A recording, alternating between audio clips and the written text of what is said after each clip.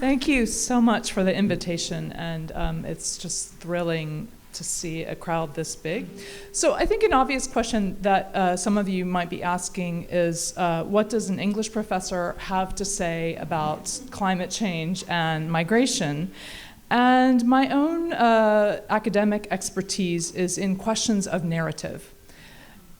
Not merely novels and short stories, but also the implicit unspoken narratives that shape the way that we imagine and inhabit the world. So think of them as cultural narratives or cultural imaginaries. In other words, I'm interested in the role that this cultural imagining has played in creating current crises, and also thinking about alternative ways of imagining that might help us to think and act differently. So that's why I'm here. And this is the approach in a book that I have just edited called Fueling Culture, 101 Words for Energy and Environment. This is actually how I got here tonight because the administrator in one of my departments at Columbia saw that I had published this book and got really excited about it and hooked me up with this event. So I'm really happy to be here. So it's a book of 101 words, keywords, brief essays written by social scientists, humanists, activists, artists on words related to energy, ranging from accumulation, addiction, Arctic, so it's an A to Z. We don't actually have Z, but we do have whaling, wood, and work.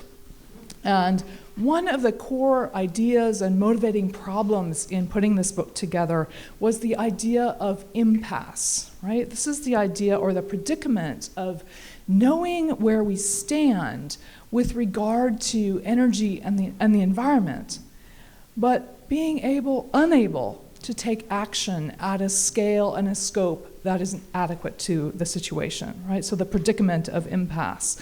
And I chose this image. I'm afraid this is one of the images I don't have a credit for, and I apologize for that, but I chose this image because of the way that it indicates the kind of impasse that we've faced for a long time, but also you can see it's a wall.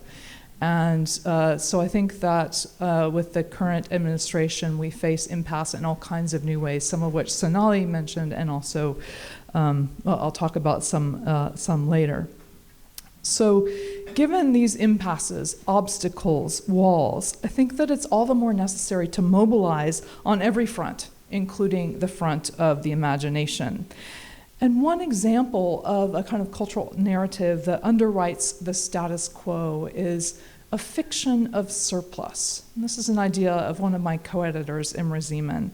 And he's talking not so much about fiction in the literary sense, but rather those implicit cultural narratives. And Imre says that the fiction of surplus is not only the belief that there will always be plenty of energy to go around, but also the failure to acknowledge how nearly every aspect of our lives is premised upon access to cheap and easy energy, right? That we inhabit a historical anomaly that is unrepeatable, this cheap and easy energy. And we're, of course, discovering that it's neither cheap or easy in the ways that we had thought.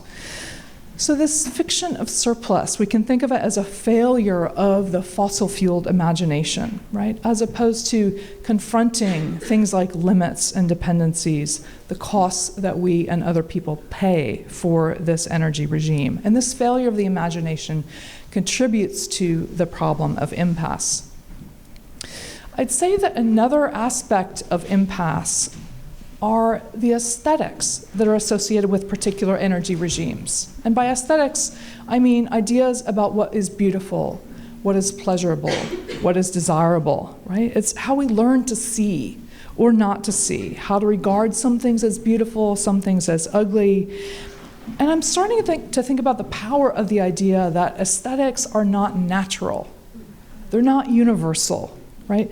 But rather that they're constructed around certain interests. And the best example of this, of course, are the not in my backyard objections to wind farms, right? On the grounds that they are ugly. And I love wind turbines. I just think that they're beautiful. I think they look like the future. But I think that to say that a wind turbine is ugly depends on not seeing the dirty, ugly aspects of fossil fuels, right? Photograph of the Niger Delta, right? This is what fossil fuels look like at the site of extraction. So we can also think about smog, landscapes denuded by mining, such as Appalachia or the Alberta tar sands. And as you saw, they're not just ugly to the eye. The flaring of natural gas here in the Niger Delta is incredibly loud. You can't see that in the photograph. It also generates acid rain, and it's one of the major sources of greenhouse gas emissions in the world. So wind turbines are ugly. How is it that fossil fuels, I should explain this photograph. It's a woman in the Niger Delta who is drying tapioca in the incredible heat of a gas flare. If you live among these things, you figure out how to live with them and use them, right? So how do fossil fuels lose their sense of ugliness? Partly it's sites of extraction far away, out of sight, out of mind. But the journalist Ryszard Kapuscinski also talks about these kind of cultural narratives that go along with oil, right? Oil creates the illusion of a completely changed life, life without work, life for free. In this sense, oil is a fairy tale, and like every fairy tale, a bit of a lie. And I've thought about this in terms of petromagic, right? The promise of wealth without work. This is one of the ways that fossil fuels come to seem beautiful or wonderful. And I also really like the second sentence from Kapuscinski. Oil is a filthy, foul-smelling liquid that squirts up obligingly into the air, right? It's ugly when it goes up, but by the time it comes down, it's turned into money. And I think that that's part of the way that fossil fuels become something other than ugly, at least in the aesthetic that we inhabit. All right? So aesthetics, in other words, can become an alibi for the status quo, and new ways of seeing, then, also can work against impasse and work toward a sane energy future, right? So it's partly about breaking through a quarantine of the imagination, right? Quarantine of the imagination, all those things that we've learned not to see, hear, or smell. Quarantine of the imagination is when the ugliness of fossil fuels is displaced elsewhere or into the future, or we simply learn not to see or care about it, right? Not being able to imagine beyond our own experience. And there's a metaphor for this kind of quarantine that I like very much from the Niger Delta poet Agago Ofoda. He talks about the chain of ease. And this is a metaphor that's been really important for me thinking about fossil fuels, the chain of ease. And you can hear that two ways. The chain of ease, right? All of the wonderful things that fossil fuels make possible, the ways in which they make our lives easier, right? But you can also hear it in terms of the chain of ease. Constraint, the ways in which, for example, we're tethered to the grid, right? So freedom and constraint, desire and complicity, the chain of ease as the gear of the motor, the thing that makes the motor go, but also in some ways as something like the shackle of the slave, right? The chain of ease, this multivalent metaphor from a photo. So I think to shift to our topic today, specifically on climate change and migration, quarantines of the imagination are also involved. And I don't think that a quarantine of the imagination is necessarily the same as climate denialism, but it's a related problem. And what I mean by this is when people actually start beginning to think about, consider climate change, what cultural narratives and habits of mind get in the way?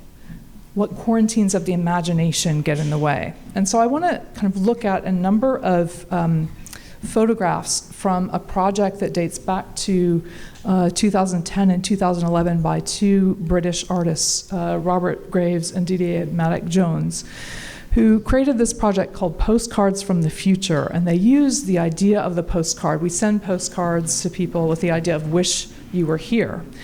And so what they do is they create these images using photographs of iconic sites in London, sites that would have postcards attached to them. But they manipulate the photographs digitally in order to imagine a climate change future. So wish you were here, right? And so they describe the purpose of this project as to invite Londoners to stop thinking about climate change as something that happens to other people, right? To imagine it happening to them. So wish you were here. And I think that this is a laudable goal. I like the idea behind the project, but there are some things that make me a little nervous about it, and I want to be careful about time. So let me just run through these images quickly. So one thing that you may notice here is that they're using images from other places in the world to imagine what London would look like in a climate change future. Most of these places are from the global south, right? Another thing that they're doing is imagining London inundated with climate refugees. And I think that there's a real ambivalence here.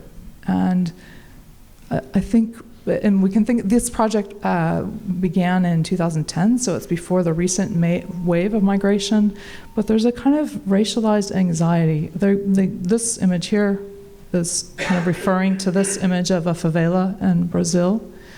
And you can see this ambivalence and anxiety in the caption that accompanies this Buckingham Shanty postcard, right? An anxiety about climate refugees. The way that these photographs were produced is quite literally a photograph of a shanty town in Kenya was digitally multiplied 20 million times and superimposed on an aerial photograph of Buckingham Palace, right? So this one is a superimposition of photographs from Kenya and Morocco that were superimposed on photographs of Trafalgar Square, right? So in other words, you have quite literally the superimposition of images from the global south in order to imagine the future of a climate change London, to imagine the imposition of climate refugees, right? What makes me a little nervous about these images and this project is that it evokes some older narratives about environmental security in the West. This is an Atlantic Monthly article from Robert Kaplan, 1994, that worried about what the environmental degradation in West Africa would mean for the security of the United States, drawing on the most stereotyped images of the third world as a place of corruption, poverty, and disease. And I'm wondering a little bit whether this is one of the narratives that is shaping the Postcards from the Future project. In other words, what does it mean to borrow images from the present of the global south in order to imagine the future of the first world?